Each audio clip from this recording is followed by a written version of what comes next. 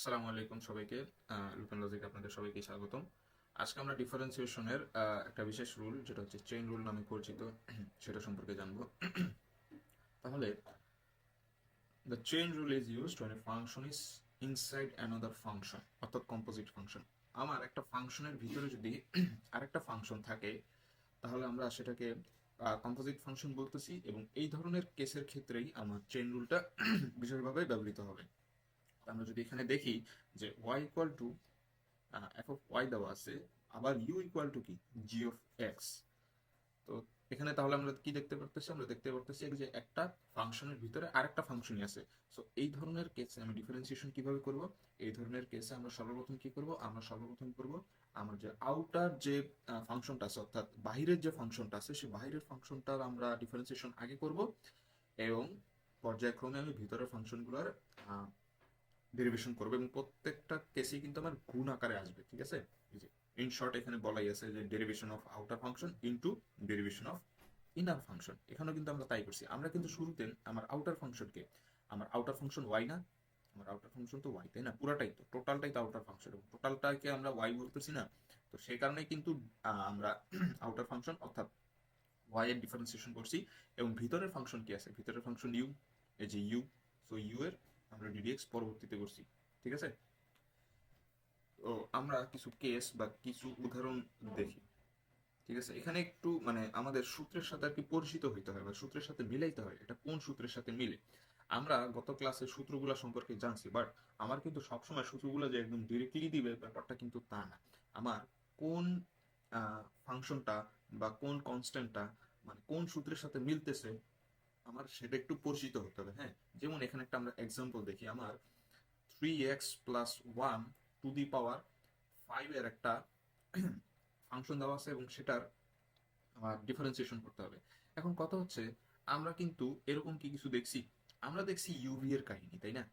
আমরা দেখছি ইউভি এর সরি, ইউ প্লাস অথবা মাইনাস, এই কাহিনীটা আমরা এই কেসটা দেখছি। আমার যদি এখানে 5 না থাকতো, তাহলে আমরা ইজিলি বলতে পারতাম যে ddx of 3x plus ddx of 1। তো এখানে তো আমার একটা সূত্র তো আমরা জানছি যে C F of X C হচ্ছে কনস্ট্যান্ট থাকলে, আর সেটা ডিডিএক্স কি হয়, সেটা ডিডিএক্স হয় সি আমার বাইরে চলে আসে, আর আমরা ডিফারেন্সিয়েশন করি সে বাকি ফাংশনটা। তার মানে আমার এখানে 3 বাইরে চলে আসতেছে। আর তাহলে আমি শুধু কার ডিফারেন্সিয়েশন করব? জাস্ট এক্স এর। সেক্ষেত্রে আমার 1 আসতেছে।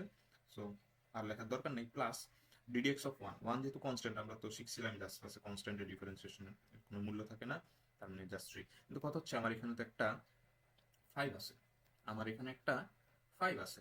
3x প্লাস 1 টু দি পাওয়ার 5। আমি কি এই ধরনের কোনো সূত্র করছিলাম? আমার তো মনে হয় না। কিন্তু আমরা তো কাছাকাছি কিছু একটা করছিলাম, তাই না? এটার কাছাকাছি কি আমরা করতে পারি? আমরা তো x two the power N এর একটা সূত্র করছিলাম, তাই না? এখন আমরা এই পুরাটাকে এক্স ধরে নিব। হ্যাঁ, এই পুরাটাকেই আমরা এক্স ধরে নিব। এখন আমরা যদি এক্স টু দি পাওয়ার 5 করি, তাহলে কিন্তু আমরা অনায়াসে করতে পারবো। আমরা যদি 3x প্লাস 1 কে এক্স ধরে নিই, তাহলে সূত্রটা আমার কি আসতেছে? আমার আসতেছে 5, সামনে চলে আসতেছে 5। এবং আমরা যেহেতু এটা এক্স ধরছি, 3x প্লাস 1, এবং পাওয়ার থেকে এক বিয়োগ, তার মানে 4 ইন্টু। এখন আমার কথা হচ্ছে, আমরা যাকে এক্স ধরে নিছি তাকে আবার ডিফারেন্সিয়েশন করো। যাকে আমরা এক্স ধরে নিছি তাকেই আবার ডিফারেন্সিয়েশন করো। আবারও বলতেছি, এটা খুবই গুরুত্বপূর্ণ কথা। এবং যাকে আমরা এক্স ধরে নিছি, যাকে আমরা এক্স ধরে নিছি তাকে আবার ডিফারেন্সিয়েশন করো সূত্রের সাথে মিলানোর জন্য। সূত্রের সাথে মিলানোর জন্য আমি এক্স ধরে নিব, অথবা সাইন এক্স ধরে নিব, অথবা ই টু দি পাওয়ার এক্স ধরে নিব, এই এরকম ভাবে ধরে নিব। মূলত সূত্রের সাথে মিলানোর জন্য আমি কোনো একটা কিছুকে এক্স ধরে নিব, এবং সেটা অনুযায়ী আমরা করে ফেলবো। এক্স ধরে কিন্তু আমি একটু করলাম, মানলাম, ধরলাম আমি এটা এক্স, কিন্তু এটা তো আদৌ আসলে এক্স না, তাই না? যেহেতু আসলে এক্স না, তাহলে যাকে আমরা এক্স ধরে নিছি তাকে আমরা আবার ডিফারেন্সিয়েশন করব। তার মানে কি? Ddx of 3x plus 1। এখন এই 3x প্লাস 1 এর কিন্তু আমরা এখানে বিস্তারিতভাবে আগে একটু আগেই সলভ করছিলাম। এটার অ্যান্সার কত? 3। তার মানে আমার আলটিমেট রেজাল্ট কি আসতেছে? আলটিমেট রেজাল্ট আসতেছে 5 ইন্টু 3 করলে কত হয়? 15 হয়। 15 3x প্লাস 1 টু দি পাওয়ার 4, এটাই কিন্তু আমার আলটিমেট রেজাল্ট আসতেছে। এই যে তাই কিন্তু আমরা পাইছি। ঠিক আছে?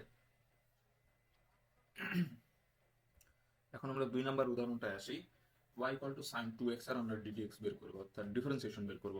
এখন আমরা সাইন x এর ডিফারেন্সিয়েশনের সূত্র জানি, ddx অফ সাইন x এর ডিফারেন্সিয়েশনের সূত্র আমরা জানি, সেটা হচ্ছে cos x। বাট আমরা তো 2x এর জিনিস জানি না, সাইন 2x এর জন্য তো আমরা শিখি নাই, তাই না? তো আমরা মিলাই, আমরা যদি মিলাই কাছাকাছি সূত্রের সাথেই মিলে, আমরা যদি 2x কে x ধরে নেই, আমরা যদি 2x কে x ধরে নেই, তাহলে কিন্তু ইজিলি ধরতে পারতেছি যে হ্যাঁ, আমরা যদি 2x কে x ধরে নেই তাহলে আমরা মিলাইতে পারতেছি।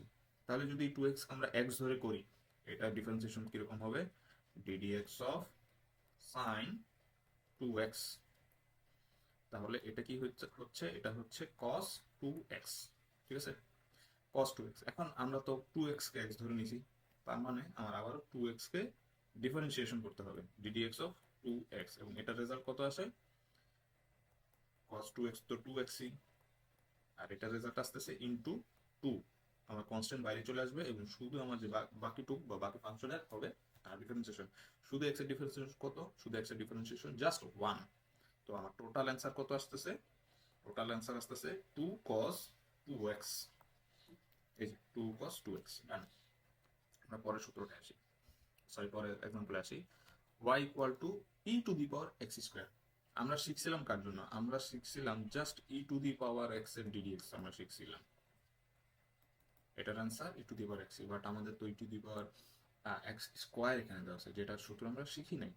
তো আমরা এই টোটাল x স্কয়ারটাকে x ধরে নিব, তার মানে এখানে যদি আমি লিখি ddx of e to the power x square, এই x স্কয়ারকে যদি আমরা x ধরে নিই তাহলে কি আসতেছে, তাহলে আসতেছে যেটা সেটাই, কারণ আমরা জানি e to the power x এর differentiation e to the power x ultimately, but x স্কয়ারকে আমরা x ধরে নিয়েছি, সেই কারণে ইনটু ddx অফ আমার x স্কয়ারকে আবার ডিফারেন্সিয়েশন করতে হবে, যদি x স্কয়ারকে আমরা x ধরে নিয়েছিলাম। এখন এটা কিন্তু আবার আমার ডিরেক্ট সূত্রে পড়তেছে, আমার আর কাউকে কিছু ধরতে হচ্ছে না, এটা কি হচ্ছে x two the power n এর সূত্রে পড়তেছে, তাহলে কি হচ্ছে 2x, তাহলে আমার কি আসতেছে 2x e to the power x square. Done. ln 5x আমরা জাস্ট শিখছিলাম ln x এর জন্য, যেটার রেজাল্ট আমার আসে 1/x, এখানে x এর পরিবর্তে আছে 5x, x এর পরিবর্তে আছে 5x, তাহলে আমরা 5x কে x ধরে নিব, তাহলে আমার কি আসতেছে 1/5x, যেহেতু 5x কে x ধরে নিয়েছি, এটাকে আবার আমার ডিফারেন্সিয়েশন করতে হবে, যেটার অ্যান্সার আলটিমেটলি 5 হয়। তো 5 ইন্টু 1/5x কাটাকাটি করলে জাস্ট 1/x থাকতেছে। একটু ট্রিগোনোমেট্রিক একটা প্রবলেম আমরা সলভ করি, আবারও সেম কথা, আমরা জাস্ট cos x এর জন্য শিখছিলাম, cos 3x স্কয়ারের জন্য শিখি নাই, যেহেতু শিখি নাই তো ওটুক পার্টকে আমি x ধরেই নিলাম, আমার মিলাইতেও সুবিধা হলো, আমার সূত্রের মধ্যে পড়ে গেল। তাহলে কি আসতেছে, আমি যদি সূত্রের সাথে মানে কনসিডার করি 3x স্কয়ারকে যদি আমি x ধরে নিই, এবং আরেকটা যেটা বলছিলাম যে c থাকলেই সেখানে মাইনাস আসবে, এবং মাইনাস cos এর জন্য সাইন 3x স্কয়ার, এখন 3x স্কয়ারকে আমরা x হিসেবে ধরে নিয়েছিলাম, এইটার ডিফারেন্সিয়েশন করবো আমরা into ddx of 3x square.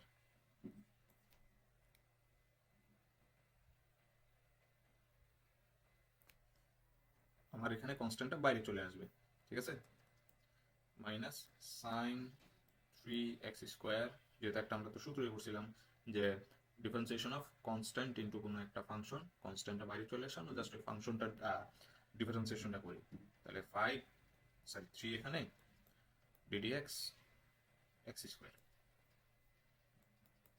Minus sine 3x square into 3, এটা জাস্ট আমার কিসের মধ্যে পড়তেছে, আমার এটা পড়তেছে টোটালি 100 এর সূত্রটা, 2x 2 - 1 জাস্ট 1 থাকে, তাহলে আমার আলটিমেট রেজাল্ট কত আসতেছে, এখানে আসতেছে মাইনাস তো রইল 6x